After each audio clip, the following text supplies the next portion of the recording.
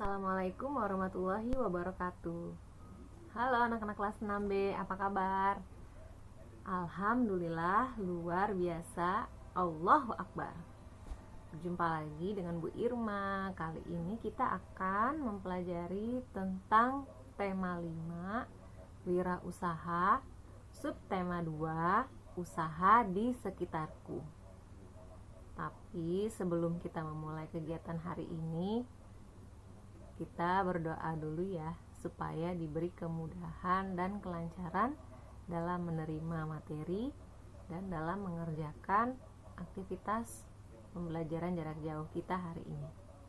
Berdoa dipersilahkan.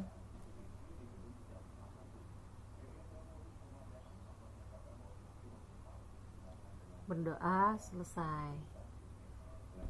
Ya, anak-anak hari ini sudah pada sarapan belum? Pada mandi belum? Jangan lupa sarapan ya. Jaga kesehatan, jaga kebersihan, perhatikan protokol kesehatan, yaitu dengan cara 3M ya, yang sering ada di televisi. Apa aja itu?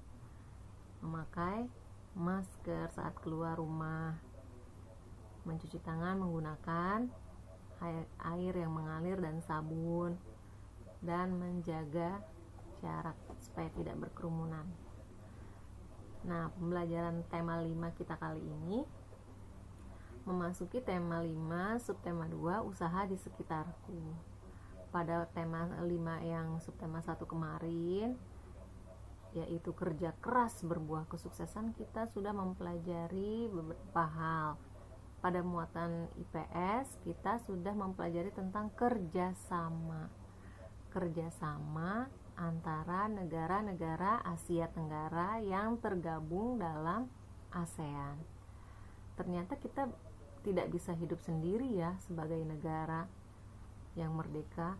Kita ternyata masih membutuhkan bantuan dari negara lain. Ya, karena pada dasarnya manusia disebut dengan makhluk sosial, yaitu makhluk yang tidak bisa hidup sendiri.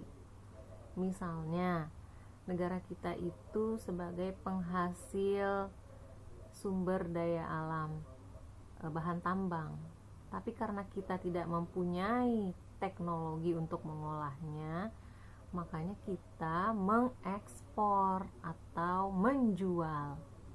Kan kemarin kita sudah belajar ya, Indonesia itu kaya dengan sumber daya alam, bahan tambang, minyak bumi, gas alam, batu bara. Tapi kita tidak memiliki teknologi untuk mengolahnya, sehingga barang tambang tersebut dijual ke luar negeri yang mempunyai teknologi untuk mengolahnya. Nah, setelah diolah menjadi bahan jadi atau bisa dipakai, nah Indonesia membeli kembali. Sebenarnya ini ya, sayang ya, kita tidak bisa mengolah sendiri. Tapi ya karena itu kita tidak memiliki alatnya dan kita butuh minyak bumi yang sudah jadinya, jadi ya kita menjual supaya negara lain yang mengolah. Nah, kegiatan jual beli barang ke luar negeri itu disebutnya ekspor impor. Saat kita menjual ke luar negeri, ke negara lain, mau itu barang ataupun jasa, itu disebutnya kegiatan ekspor, ekspor. Nah, saat kita membeli barang dari luar negeri atau mendatangkan barang dan jasa dari luar negeri, itu disebutnya impor. Barang-barang yang kita perjualbelikan dalam kegiatan ekspor impor disebutnya komoditas. Nah, kalau kita sering mengerjakan atau kalau kita sering melakukan kegiatan ekspor, kita sering menjual barang ke luar negeri, kita akan mendapatkan devisa. Apa itu devisa? Devisa adalah mata uang asing. Devisa itu yang nantinya jadi sumber kekayaan kita, karena kan nilai mata uang asing itu kan besar, ya kan? Jadi semakin banyak kegiatan ekspor, devisa kita akan semakin besar. Nah, kebalikannya kalau impor berarti kan kita membeli, uang kita pakai, ya kan? Semakin sedikit jadinya uang kita, malah di negara lain yang banyak jadinya kan. Nah, apa saja manfaat ekspor dan impor bagi negara kita? Selain mendatangkan devisa, kita juga bisa membuka lapangan kerja, ya kan? Kita bisa membantu meningkatkan perekonomian di daerah sekitar kita. Ada nggak di daerah sekitar kamu yang memiliki sebuah pabrik atau usaha yang melakukan kegiatan ekspor ke negara lain? Kalau ada, biasanya kan warga sekitarnya itu yang dijadikan karyawannya. Nah, itu kan berarti membantu perekonomian warga sekitar, ya. Nah, banyak manfaatnya. Salah satunya ada alih teknologi. Kita mendatangkan tenaga-tenaga ahli dari luar negeri untuk mengajarkan ilmu kepada tenaga-tenaga kita. Nah, begitupun tenaga kita yang akan dikirim ke luar negeri. Pernah mendengar TKI atau TKW? Ya, TKI Tenaga Kerja Indonesia atau TKW Tenaga Kerja Wanita itu adalah pahlawan-pahlawan devisa negara. Kebetulan hari ini tanggal 10 November adalah Hari Pahlawan. Karena mereka itulah yang mendatangkan devisa untuk negara. Mereka kan jasanya kita jual kan ke luar negeri. Cuma kita kebanyakan mengekspor jasanya itu sebagai asisten rumah tangga, bukan yang membutuhkan keahlian-keahlian khusus.